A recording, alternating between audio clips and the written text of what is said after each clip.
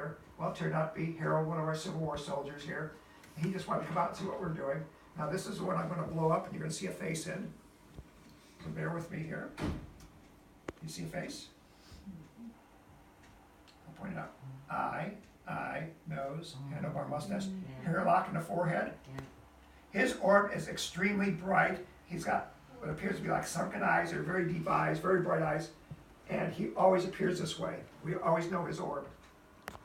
Now, for those who can't see it yet, can you see it in the back yet? Are you okay in the back? The back fell asleep on me. No response. That's fine. Okay, that's fine. Well, I'm going to blow it. It's going to pixelate it a little bit. You'll be able to see it a little better. See his face now? Right here. The hairlock, the eyes, the nose. He's got a handlebar mustache. See it? That's Harold's orb in his face. And his face in his orb. Now, I'm going to show you his apparition. His face apparition. This was taken outside of room 3. I want you to look here in the glass. You see a face? I'm going to blow that up. This is the original blown up. This is enhanced, the hair, the hairlock, the eyes, the nose, handlebar mustache, pink lips, ears, chin. Now, Harold is very salty in his language. Mary doesn't like it. And I asked Harold, why did you pose for this? And he says, I don't pose for photographs. You have to be at the right darn place at the right darn time. And he didn't use darn as a terminology. So I do it that way. I filter out for Harold. Now, if you look very carefully, you actually see a child.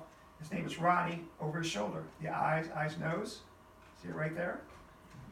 Looking over his shoulder. We tried to debunk this one. We tried to go in there at the same time of day and the same angles of the photograph, couldn't debunk it.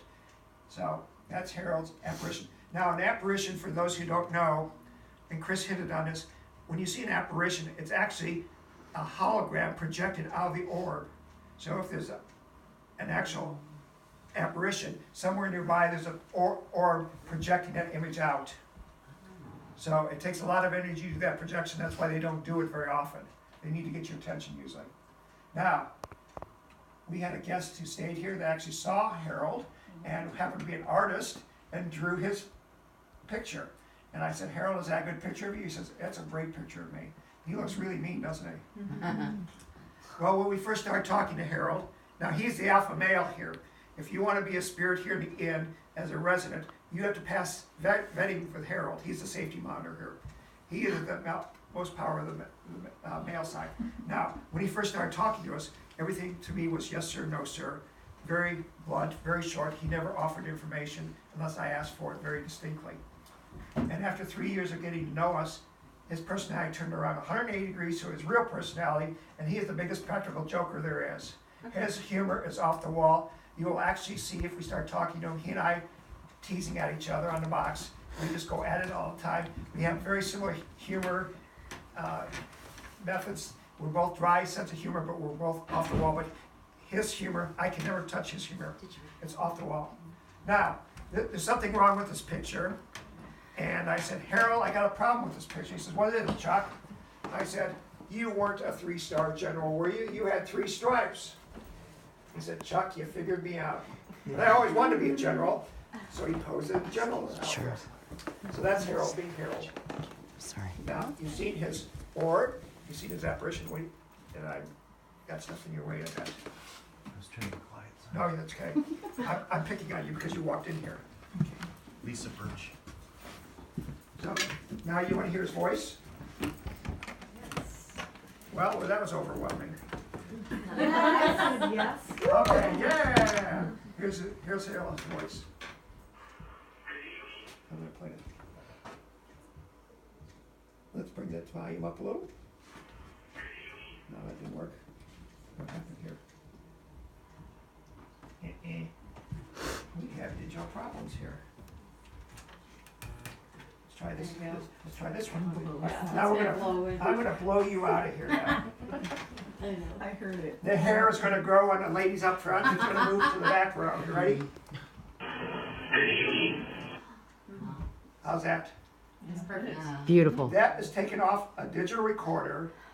No enhancement by any audio software. That's his natural voice. That's the way he sounds. We always recognize his voice. So, pretty neat voice. But he is a jokester. So that's Harold. This photograph was taken by two sisters who come down from St. Paul, Minneapolis area. About every 2 or 3 months, they do investigations here. They love it here. This is their getaway. We always get good results. But they actually took a picture outside of the inn because they saw our cat Fluffy in the window with the glowing eyes. And I'm going to blow that up. See Fluffy here? What's next to Fluffy? Now, Fluffy is the black cat. I just want you to know I'm not here to blame Okay, what's in the box? I'm just here Little kid. trying to Okay, let's figure blow out that what up one more comes time. What do you after. see? Oh. Eyes, ears, head, body, leg. Now, if you go to that window, there's a kerosene lamp where that cat is.